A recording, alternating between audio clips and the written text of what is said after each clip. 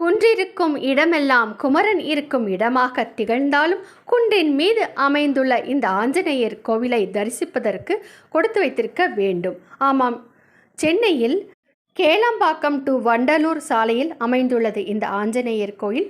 அங்கு சென்றிருந்தோம். கோயில் வாயிலில் இருபுறமும் ஒரு பக்கம் ஆஞ்சநேயரும் ஒரு பக்கம் கருடாழ்வாரும் பிரம்மாண்டமாக அமைந்திருக்கிறார்கள். ஏறும் படிக்கட்டுகள் கூட வயதானவர்கள் கூட ஏறி செல்வதற்கு எளிமையான முறையில் இருந்தது. மேலே கோயில் மிகவும் அற்புதமாக இருந்தது. கோவிலில் ஆஞ்சநேயரும் ஸ்ரீ ராமபிரானும் எதிரெதிராக கோயில் கொண்டு காட்சியளிக்கிறார்கள்.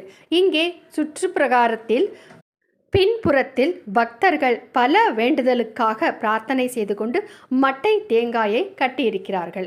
அவர்களுடைய பிரார்த்தனை நிறைவேறிய பிறகு இந்த ஆஞ்சநேயருக்கு வெண்ணெய் காப்பு செய்து அவர்கள் நன்றி செலுத்துகிறார்கள்.